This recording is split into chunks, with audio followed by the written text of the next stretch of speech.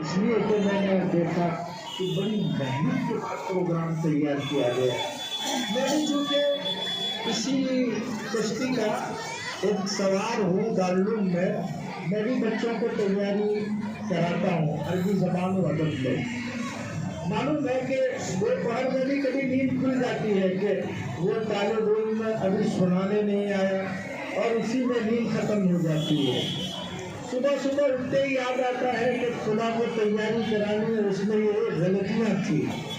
تو طلباء سے زیادہ ہمارے جو مدرسین ہے یا اساتذہ ہے، ٹیچر ہے، ان کا حصہ ہوتا ہے.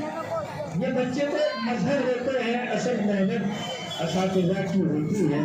ماشاءاللہ پروگرام بہت خوب رہا. میں مبارکبادی دیتا ہوں طلباء کو بھی اور اساتذہ کو بھی. نیز یہ بھی معلوم ہوا کہ آدمی جب محنت کرتا ہے تو اللہ اس کو ایک مقام پر پہنچا دیتا ہے. ہمارے اساتذہ نے طلباء میں صلاحیت دل نکالی. اب اللہ نے لگائے یا جتنے طلباء آئے ہیں اور جن طلباء نے خطاب کیا ہے وہ آگے چل کر بڑے بڑے مقرر بن سکتے ہیں. آگے چل کر علوم اسلامیہ کے دین کے شاعر ہو سکتے ہیں. اللہ نے ان کو کتنی صلاحیتیں رکھی ہے.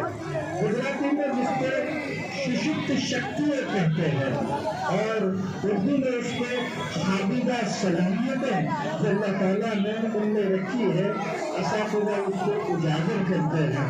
الحمدللہ محنت کر کے اساتذہ وہ صلاحیتیں لائے ہیں. اس کے علاوہ آخری بات یہ ہے کہ بہت سارے پڑھے لکھے سمجھدار لوگ موجود ہیں.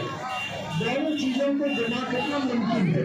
میں اسکول کے اساتذہ سے بھی کہوں گا اور جو دانشوران قوم و ملت ہیں ان سے بھی کہوں گا کہ آپ صرف اپنے موضوع پر اکتفا نہ کریں.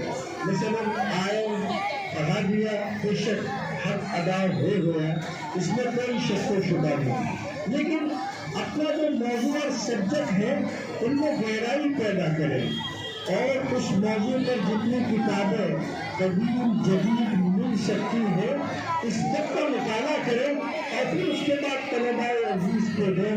انشاءاللہ العزیز بڑی ترقی ہوگی. ہمارے لیے حضرت مولانا محمد اقبال صاحب احمد خلود قابل نمونہ ہے. ہم نے جب ایک پروگرام میں گئے تھے ہاسٹ میں، ماشاءاللہ بڑا اچھا پروگرام رہا اور مولانا نے تقریباً 3 سے 4 محاضرات کیے.